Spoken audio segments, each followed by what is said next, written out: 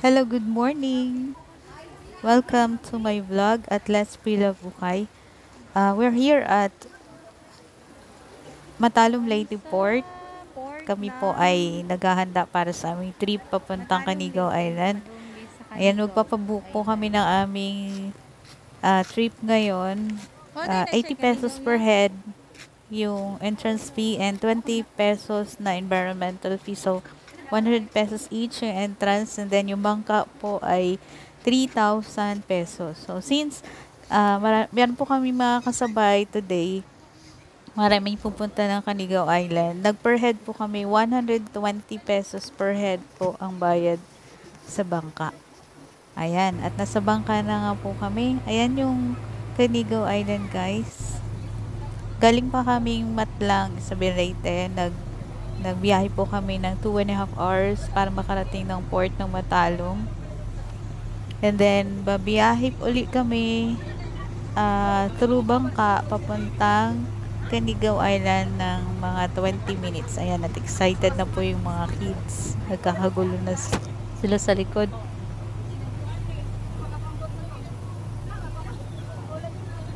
This is our first time, guys, in Canigao Island with my family. So, all are excited na makarating dyan. Ayan po yung island. Kahit sa malayo, guys, maganda na siyang tingnan. Siguro talaga, pagdating dyan ay maganda talaga siguro. Ayan, malapit na. Yung bangka, guys, napakalaki. Sobrang laki siya. So, hindi ka matatakot na sumakay kasi napakalaki ng bangka.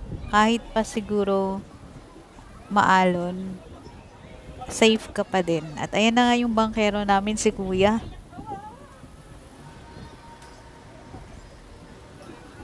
Ayan, nagre-ride na po siya para sa pagbaba ng hagdan. Itong pangalan pala ng bangka, guys, ay Franklin. Ito rin yung susundo sa amin bukas ng around 11 a.m. Ayan, at malapit na talaga. Kulay green yung water. Ibig sabihin lang talaga nun, guys, napaka linis. Malinis talaga siya. At marami na rin naliligo. Yung iba dyan, guys, nag-overnight yan sila. Yung iba naman, day tour lang.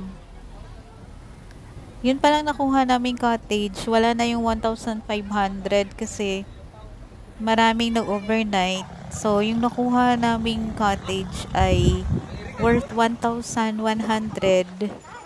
Hindi siya mataas, guys. Yung parang ano lang siya. Meron lang siyang isang kwarto.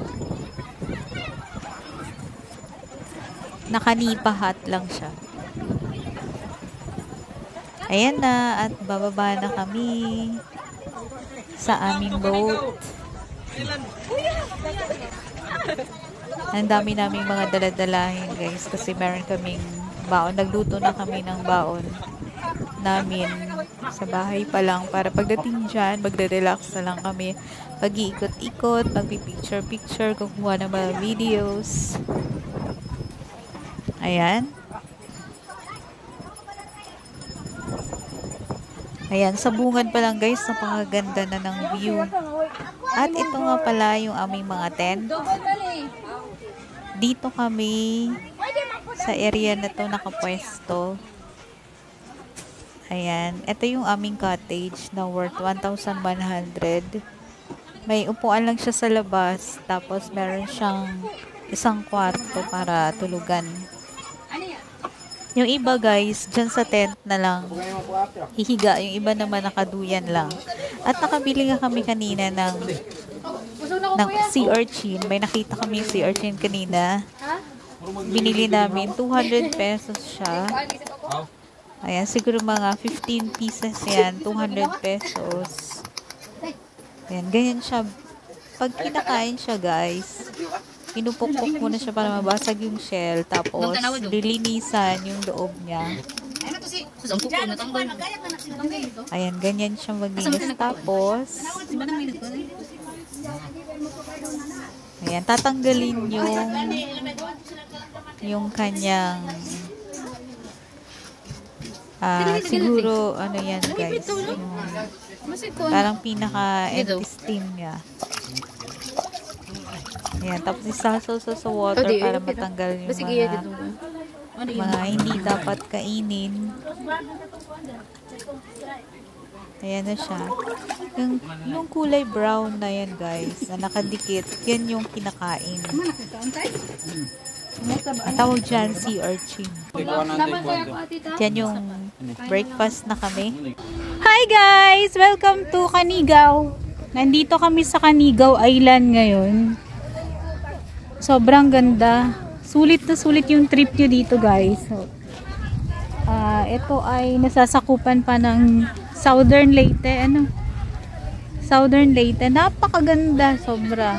Ganda ng parang paradise. Ayan siya. So, white sand.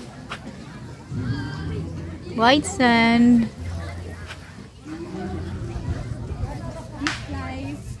Ayan. Pwede kang mag-volleyball dito. Tapos, pwede kang sumakay ng banana boat. Pwede sumakay ng jet ski. Meron sang nare-rent dito na jet ski. 4,500 ang per hour nila. Tapos yung kanilang kayak ay 250 per hour.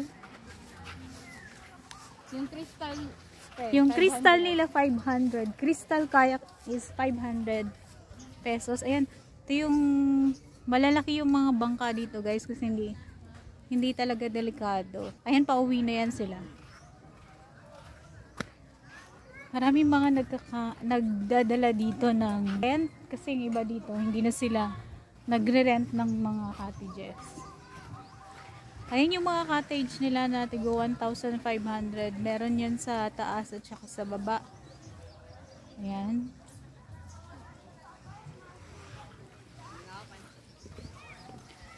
Ay, kung gusto mo yun naman na medyo maselyan kayo at antahan na cottage mo, around 2,500. Ang ganda. First time kong pumunta dito pero nagagandahan ako sa island na to. Yan, there. Ganyan kalaki yung kanilang bangka.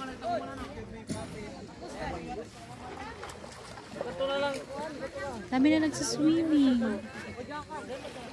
Ayan. At ayan na sila. Dito kami nakapwesto. Ay, yung mga kasamahan namin. Si Nanay. Si Manang. Ayan, yung maganda namin kasama.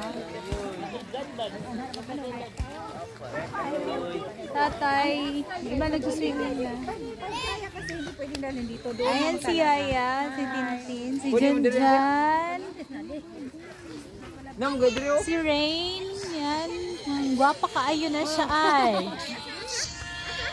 At dili mi nag-set up og mga tent. Ani upat ka tent ang gi-set up namo para unyang gabi. Mamayang gabi dito kami matutulog.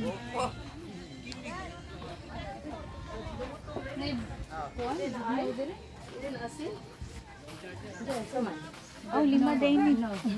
Pero usa. Dahil usa ka ma'am ng mga kauban.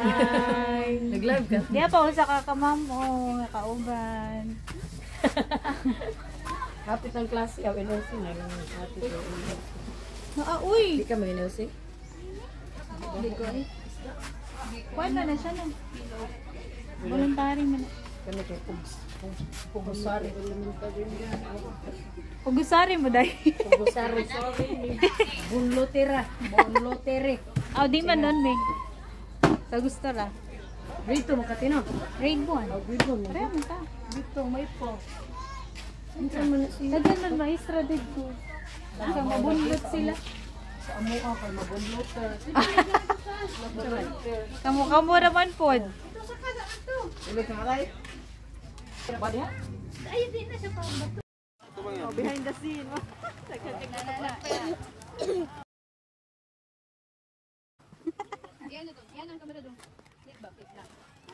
Shooting man si Iguan.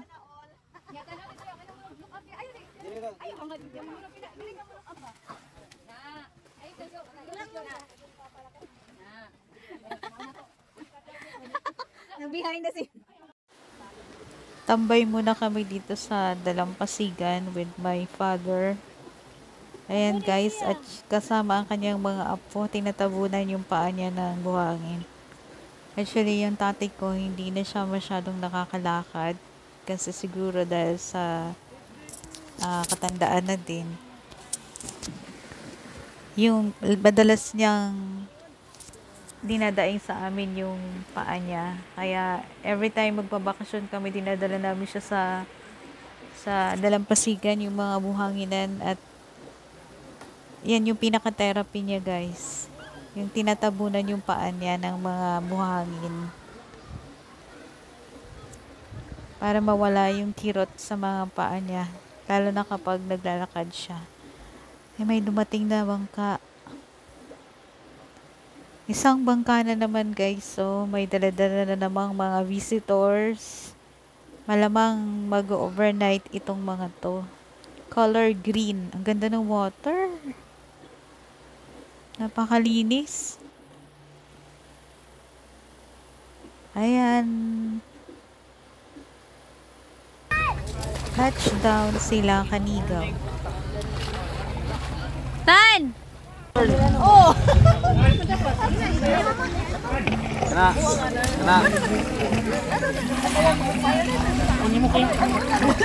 Ayos mo tanaw din mo. Yan mo yung water, oh. Dito yung kit mayo. Pati ng video mabot sa nasan. Sige, ito yung. Meron siyang tubig na galing dito sa ilalim eh.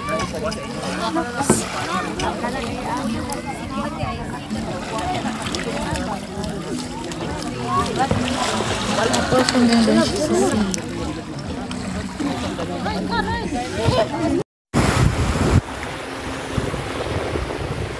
Ang sarap pakinggan yung sound mula sa lagaslas ng seawater. Nakaka-relax siya sa brain. Hello guys, nandito kami sa Dalampasigan. 9:20 in the evening. Ayan yung moon. Tapos, yung light na nasa baba, reflection yan ng buwan sa dagat. Grabe, nakaka-amaze. Pakaganda. Our day 1 is complete na po. Good night everyone, at maaga pa kami bukas. Magkakayak kami tomorrow, mag-jet ski riding. Ayan siya.